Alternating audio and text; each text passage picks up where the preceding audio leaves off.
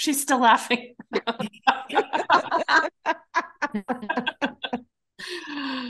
That's so funny.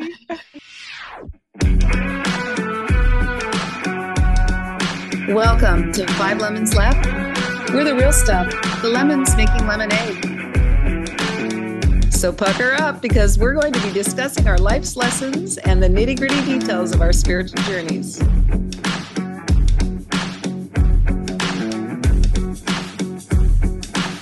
Hey y'all, I'm Amanda. And I'm Drusilla. I'm Melissa. Hello, this is Morgan. And I'm Penny. Welcome to our podcast today.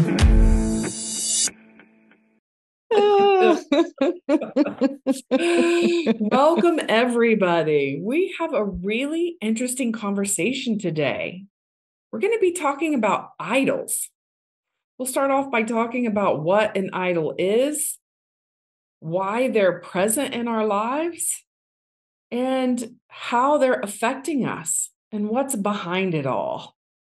So we're going to start off with just what we think about what an idol is. And Penny is going to start this conversation with a definition of an idol according to A Course in Miracles. Yeah. So this is, last week when Drusilla talked about, let's talk about idols. I was thinking, oh gosh, what is an idol when it comes to A Course in Miracles? So I looked it up and I went to Pathways of Light, and in chapter 30, section 3, I'm sharing it on my screen right now for those that are listening in. It says, what is an idol? And this section 3 is all about beyond all idols. And so according to A Course in Miracles, an idol is a specific form in the ego's world of differences that we believe will bring us happiness. When we ask for specific things, we're trying to replace God's oneness with special, unique things that are different from from the allness of God's universal beingness as love. When we ask for idols, we ask for the experience of fear because we ask to be separate from our completion.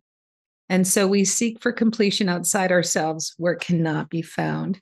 And so I thought that was a really great jumping off point for us, just to realize that it's for me too, that an idol is just something that when I'm seeking outside of myself for my answers, for my happiness, for whatever it is, I'm looking outside of myself, and whatever I'm looking at that I think can bring me completeness could be an idol.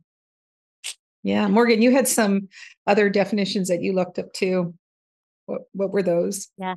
Okay. Thanks, Jenny. Thank you for that. Very helpful. I also looked to see what A Course in Miracles had to say, and it says idols are limits for one thing. So basically, everything is available to us always, and we're like pigeonholing it down into. But if I just have this one thing, like lots of money in the bank, then I'll be okay. I just got the image of that scene from The Jerk where Steve Martin is like, all I need is this lamp. And then, okay, never mind. I'll have to share that scene with you all. But go ahead. What were you about to say? When he got into the phone book, he goes, phone book. His number was listed in the phone book. God, that is such a classic movie. So A Course in Miracles also says it's never the idol that you want, but what you think it offers you. So basically, we're looking for, some spiritual quality, some eternal quality in this finite, limited thing. So that's what I read about idols to help me clarify for this conversation today. Yeah, go ahead, Penny. And I also saw on another place where I Googled idols, it said there's 7 unsuspecting idols that might be creeping into your life. And they include family, wealth, prosperity, career success, image, romance, safety, and security. So I thought that was also quite interesting. Yeah. How about all of those? A little, right? Yeah. I say for me, Um, the ones that I probably most aware of would be money and finance, of course. And I think that's probably the most obvious one for most people. And one that I was also very aware of is my physical body. And even early on, yeah, very early on, I figured out that my connection with how my body looks was probably a little stronger than the average person. And I was aware of that. I didn't necessarily call it idolatry, but that's exactly what it is. And that's, that my body and the way it looks makes me more important, makes me more attractive, makes me all these things that not only myself, but society makes us feel. Um, so, but since I've been on this spiritual path, I've kind of been doing an inventory of things that I feel like might be idols in my life. But never once did I think family was one of those until recently when I did an activation session. And basically, the bottom line was that I was too focused on minimizing or eliminating the idols in my life. And for people, audience out there who's not aware, I've had a series of illnesses, specifically cancer, in my family, and I've lost a sibling this year already, and then a sister who was just diagnosed with stage 4 lung cancer. And just trying to reconcile everything that's going on with that and what that means to me. It really just dawned on me recently that I do believe I have this way of looking at my family as an idol because it has meant security for me, safety in a lot of ways. And I will expound on that a little bit by saying, because I've always felt that when I wasn't in a relationship, or even if all of my friends walked out of my life, I'd always have my family there, and we are large in numbers, right? So that makes it a little easier to idolize. But and not only that, other people outside our family idolizes our family as well. A lot of people really want to be close to us, connect with us, hang out with us, all of that stuff. And so I really had not thought about how that impacts me as an individual, but it is certainly idolatry, the way I look at my family and the experience that I've had with my family growing up. I've even recall having a conversation with my son and a couple of my nieces who were, approaching their 40s and not married. I said, well, the good thing about it is when you're in this family, you don't need a spouse. You always have somewhere to go on the holidays. You always have someone to hang out with. You always have someone there to call on, and it's, that's pretty much explaining exactly what idolatry is, instead of depending on the source, our creator, our reliance is outside of that, And so, yeah, this is really and kind of an eye-awakening discussion for me today. So how can you be with your family in holy relationship and not in idolatry? Is that a clear question? Yes, it is. I will probably learn even more about that as we continue this year. But I will say that understanding and knowing, not believing, but knowing that the love that I feel that I'm getting from my family is actually there inside, and I am projecting it outward, right? And to know that that can come and it can exist in any environment, not just with my family, as with you ladies right now. I could truly, and I truly can feel the love in this environment. And it is truly no different than the family environment. It's just that I've spent 55 years with that one, and and I've had a lot of safety in it. So to just kind of put some parameters around what it means for me, specifically to be in a loving environment, and not necessarily that it necessarily means family or that it has to be family. Gosh, just what's popping up for me, Drusilla, is what if this big, beautiful family that you have is just angels on earth? What if they're just God in human form? Well, I don't doubt that. Just based on how my wiring works, it's like, okay, this world, I am responsible for sight, right? I am responsible for everything I see and feel, right? So don't think that I haven't thought about that as well. Even with that, though, there is still room for me to know and understand that all love comes from within me, and all security comes from my connection with source and my creation. Doesn't come from anything outside of me. Yeah, I was just thinking as you were sharing that it's like, as long as we're in love and appreciation, then we are in alignment. And it's when that grasping attachment comes in that it becomes idolatry, perhaps. Like, I have to have this family, or I am not safe, or I am not loved, or whatever. Yeah. And there is a feeling, because I had to think back on it.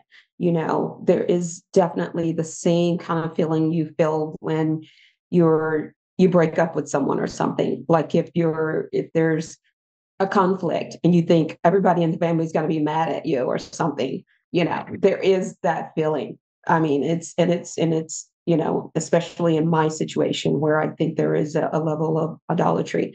It is very strong. It's very powerful. And I think that's a good way to know.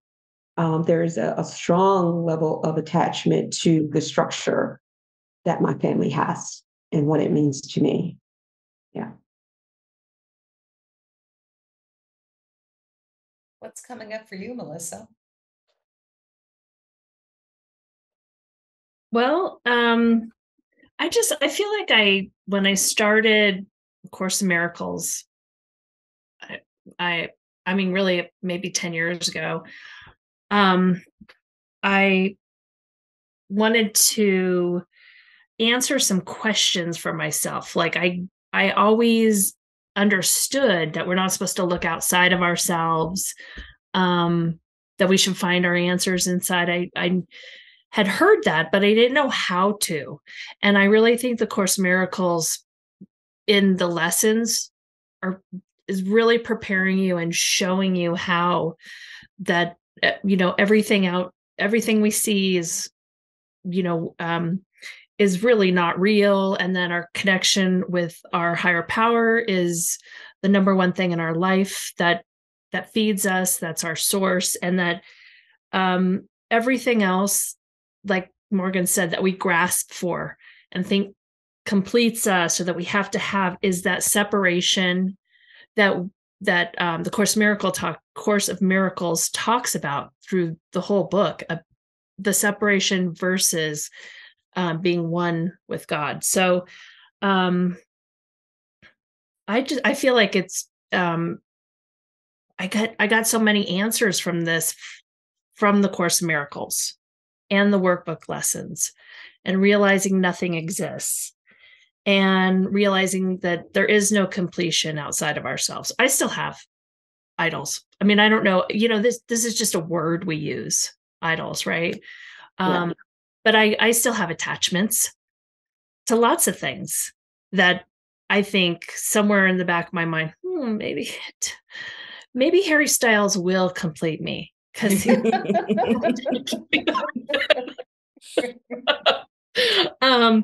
know, then I have to bring it back to Course in Miracles. So yeah, I get a lot from Course in Miracles on this one, and a lot of teachings about idols and attachments. Melissa, I know when you said like so and so would complete you, that it's funny, and also for me, because my head is still spinning a little bit about like what exactly is an idol and where is our idols in my life, and that grasping that like I need this to be complete seems like a simpler way to look at like where am I putting where am I looking outside myself? If I think I need this to be complete, well, then maybe that's an idol. Yeah. Yeah, So like I need to lose 50 pounds and then I can go out and share my words or share my whatever with the world, because until I lose that 50 pounds, I'm just my image won't be proper or correct or inspiring enough. Yeah. Yeah. Yeah. And the golden calf, like in the Bible, like it's easy to look at money as an idol, right? That's the easiest one, but there's so many nuances. So for me and money, like letting go of feeling like I had to have the boat or the motorcycle or the clothes or the shoes to be accepted. All of those things instead of connecting me to other human beings, it was actually a barrier instead of a true connection. So that's another way to look at it too. Or their idols are barriers instead of connections. Yeah, when I was in my 20s, I thought that I needed to have, expensive clothes. And so I went out and I bought them on credit cards, and I had like $15,000 worth of debt. But I kept going because I thought that these, if I looked right, then I would be complete. I'd be happy. And yeah. And all I ended up with was $15,000 worth of clothes or $15,000 worth of debt. Yeah. I was temporarily happy. Yeah. I thought, but really it didn't complete me. Yeah. Yeah. That's another thing it says in the Course. Sorry, Drusilla. I was just saying that's what the Course says, is that the idol may temporarily give you happiness, but of course it never delivers on what you're seeking. Yeah, I was going to say one that just popped in my mind that probably happens a lot. And I had to think about my current situation with church. And if I idolize my pastor, and if we think a lot of people in the ministry might idolize Jennifer, which I think that's probably true. I know a lot of people in my church that do, and I always kind of tried to be aware of that. But I have been at the church for 15 years, and I can't imagine attending another church. So there could be some form of attachment there. It may not be as strong as some other ones, but I think there could be. Yeah.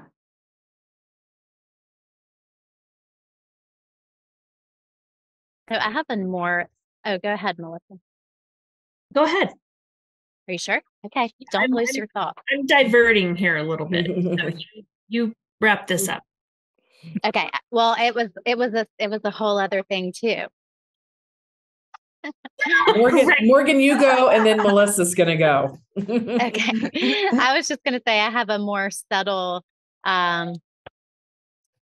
idol that may be showing up for me recently. So John Mark and I got into a fight yesterday, and I John Mark is my husband for the listeners, and I was feeling really unsettled about it for the rest of the day. And even when I woke up the next morning, this morning, like I know all of the spiritual teachings on forgiveness, and intellectually, I know how to move through this.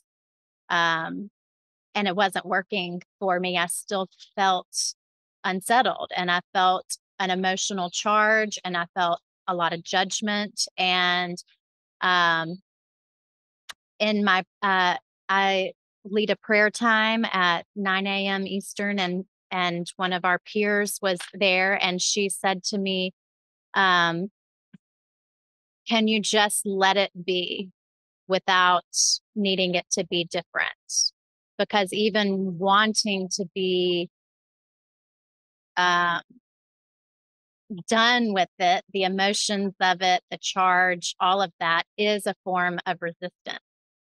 So just to acknowledge that I have resistance and being willing to let it all go. And so that is so simple, and I've heard it before, and it was so profound and exactly what I needed to hear. And so I'm thinking now, like having a sense of spiritual intellectualism, or needing to feel like I have a sense of spiritual mastery over these things is like an idol. Like I feel like I have to be an A+ student and get it right in order to be accepted as, you know, the perfect divine self that I am, which I already am. Like there's nothing for me to have to accomplish or do or become to be that which I am. So that's like a really subtle thing that was coming up for me today. But just having that little bit of clarity this morning from Phil is my friend's name, who shared that insight with me. It was just so perfect. I mean, it was just like poking a pin in the balloon, but just, yeah. So that's my share on idol. It's great. Well, I was diverting this conversation just a little bit with it just dawned on me. I think that from the Course of Miracles, we're talking about special relationships. Like no matter if it's a special relationship with family or food or whatever it is, these special relationships replace what A Course in Miracles say should be a holy relationship. And so I'm since we're reading things, I didn't want to be left out. And the Circle of Atonement .org has something on special relationships, a definition of a special relationship. We can define a special relationship as one in which I have a special arrangement with, an exclusive relationship with, and receive special treatment from a very special person so that I can feel more special. And the special love relationship is the ego's chief weapon for keeping you from source or your own source. He uses a different word, but your own source. It does not appear to be a weapon, but if you consider how you value it and why, you will realize what it must be. The special love relationship is the ego's most boasted gift and the one that has the most appeal to those unwilling to relinquish. He uses the word guilt, but relinquish it. So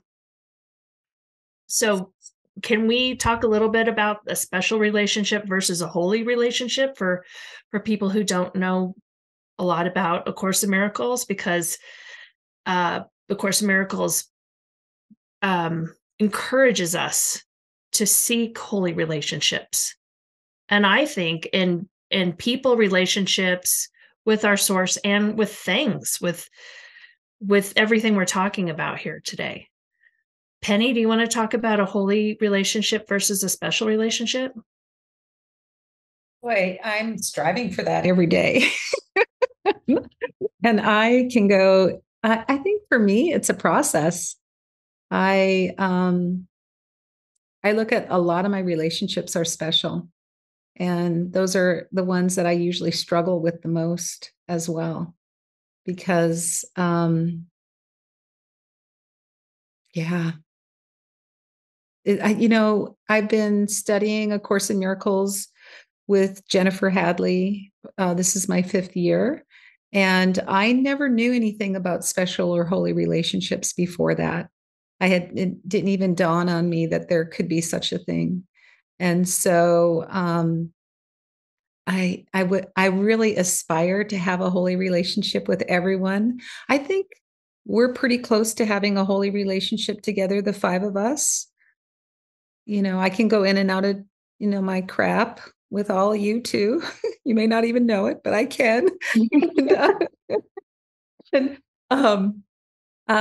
so yeah, it's beautiful when it can be a holy relationship where you are interdependent on each other and you just love each other and you just think you're the greatest thing since sliced bread. And it's not that you're idolizing, it's just that you, boy, help jump in if somebody can help me complete this. But it's just like, it's just feels so right. And it's not, yeah, I want to say what it is versus what it's not. It's just beautiful. I equate like special relationship with the more I'm learning about codependency. Right. So like, whatever. So with like my husband, like I depend on him.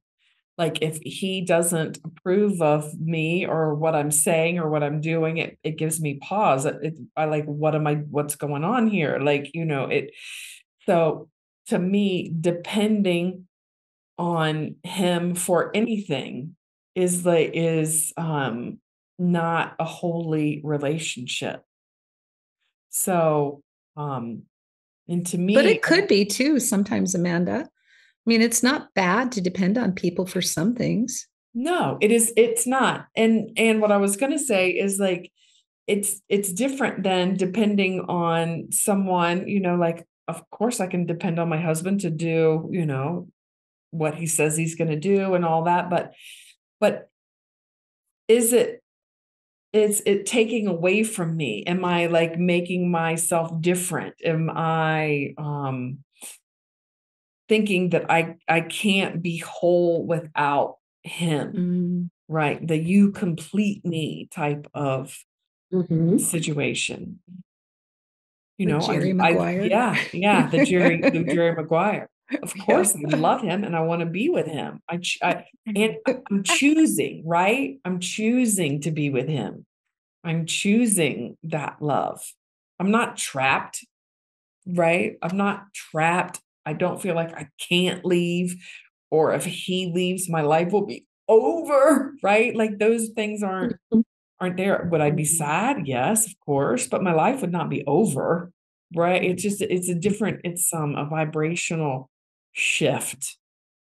Yeah. So that's how I kind of think about the special relationship. Yeah, I get what you're saying, Amanda. Yeah. And then it shifts from the relationship with him being an idol, right? Husband and wife, right? That's an idol. I'm in a marriage. That's an idol. Yeah. I'm looking for our marriage to be something that would fix and to heal and to put out as a face to the world, as opposed to me knowing myself as whole, me knowing myself as worthy, and also seeing that in my husband as well. And that's the holy relationship. And that's the holy relationship. And that's when the family turns from an idol to a holy relationship. But I can totally see how, family could be an idol, although that's going to be very controversial. I'm sure people are going to be listening to it and what talking about, like, Well, like what I just read, again, the husband-wife thing would be the special arrangement you have with another person you're making special, so that you can feel more special. I think that's that N one. It's whatever. It's that looking outside yourself, putting all that worthiness on something outside of yourself, so that that thing makes you feel special. And Right. yes. And so if you just have like that kind of thing in your mind, I have that with so many things in my life. Yeah. It's I think the course says it's the conditions and the attachment that makes it special. If you feel a certain way about your spouse, that's okay. That can be a common denominator, the love, right?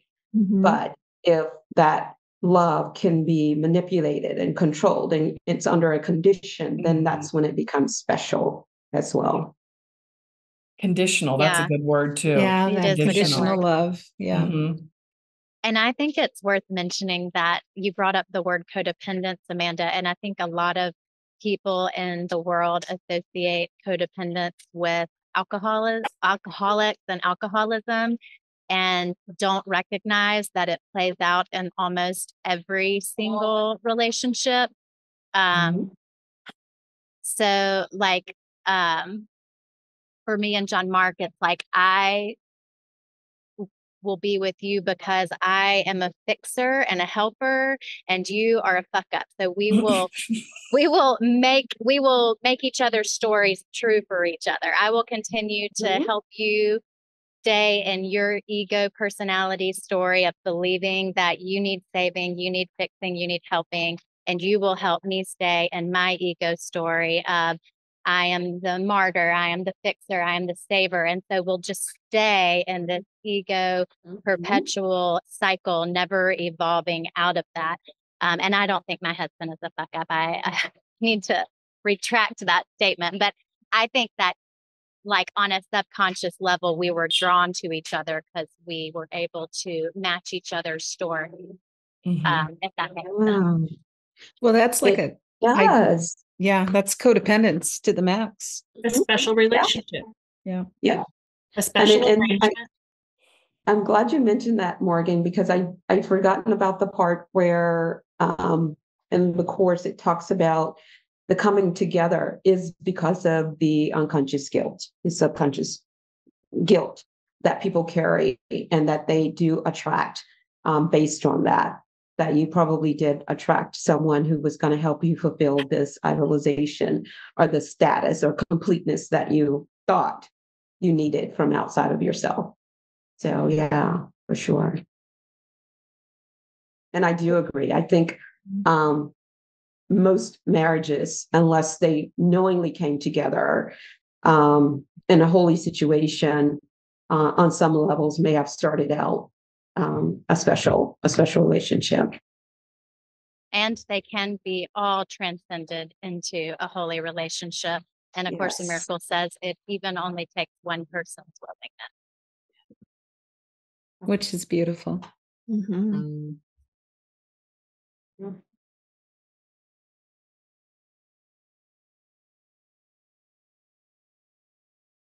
Yeah, I think that's when we develop a better relationships with ourselves, when we start actually tapping into that unconditional love that we have for ourselves, and releasing what other people think about us, releasing how the world perceives us. It makes it easier for us to know ourselves. And then it makes it easier for us to actually see through everybody's BS and actually know them. And I believe that's where the transformation comes. As we begin to look at the people in our lives as not needing to be fixed, right? As we get off the cross, and it makes it easier. It makes it easier, right? Because then we're not looking for things to fix.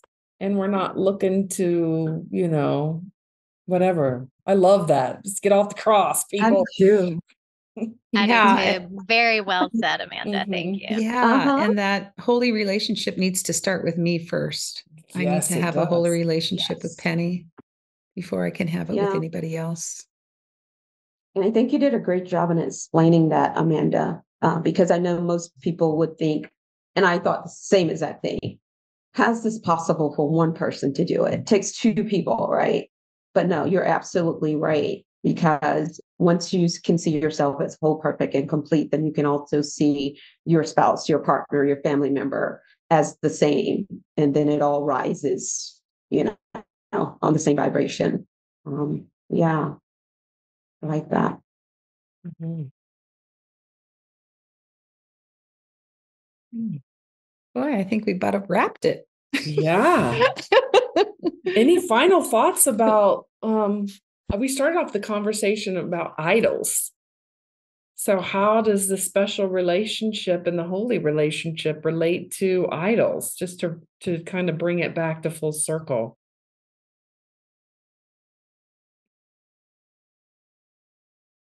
Well, I think special relationships are idols.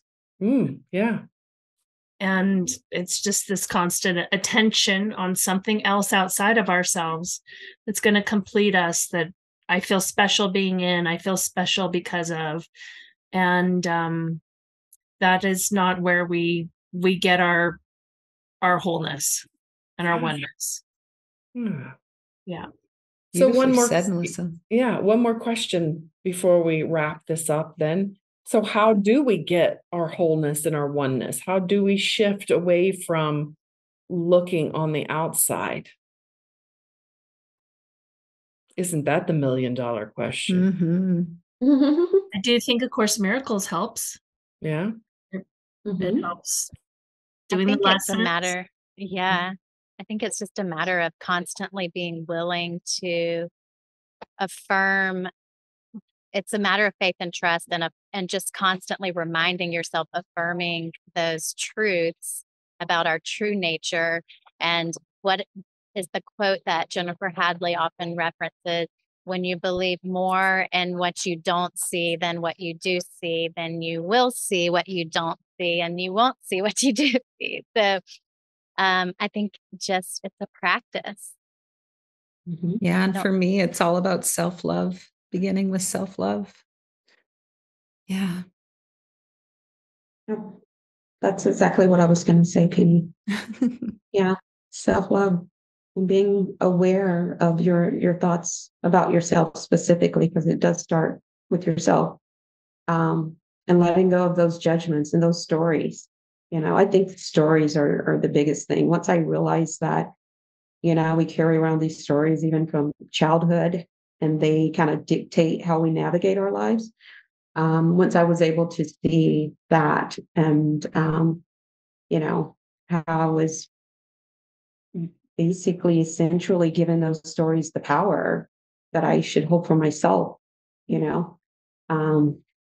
Yeah, that's the way that I tend to create more awareness around self-love, is to not let those stories dictate how I navigate my life. Yeah. And I hear people talk about all the time, and I've done it many times, a gratitude list. Like, because I can tell you a million ways that what I did wrong today, but I don't always focus on what I did well. And so I was in a class on Sunday, and I realized it is about gratitude. And so when I want to start beating myself up, because that's what I do so well, I'm doing a gratitude list every day now, again, just to remind myself of all the things I did well, and just interrupt that pattern of the criticism and the ego that gets to take over. Just putting it to the back of the bus. That's beautiful. That's beautiful. For me, I've realized it's about peace, being at peace with myself, being at peace with my surroundings, being at peace with the people around me, even if they aren't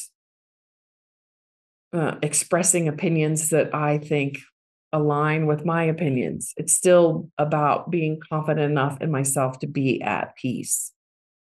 That's what it is for me.